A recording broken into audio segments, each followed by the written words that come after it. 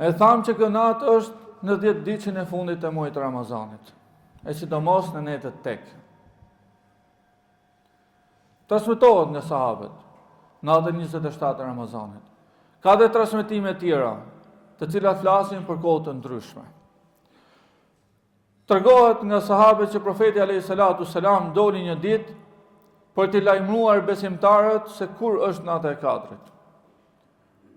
Dhe kur del profeti, shikon 2 besimtarë tjerë të cilët po grindeshin, po debatonin me njëri tjetrin. Dhe duke zgjidhur problemin e tyre, ju bë që ta harroj nata e Kadrit. Ta harroj kohën fiks se kur është nata e Kadrit. Dhe kjo në vetvete ka urtësitë e veta.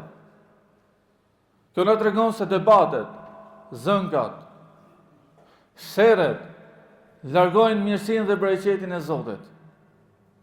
Kudo që të ndodhen, qofse ndodhen në xhami, largojnë bereqetin nga ajo xhami. Qofse ndodhen familja, largojnë bereqetin nga ajo familje. Qofse ndodhen tek vendi i punës, largojnë bereqetin tek vendi i punës. Prandaj, ne si besimtarë duhet të tregojmë tolerant me njëri tjetrin, tolerant me familjarët, tolerant me kolegët e punës, dhe të jemi gjithmonë njerëz që lidhin ura, që ndërtojnë marrëdhënie me njëri tjetrin dhe jo që i shkëpusin dhe sillen keq me njëri tjetrin.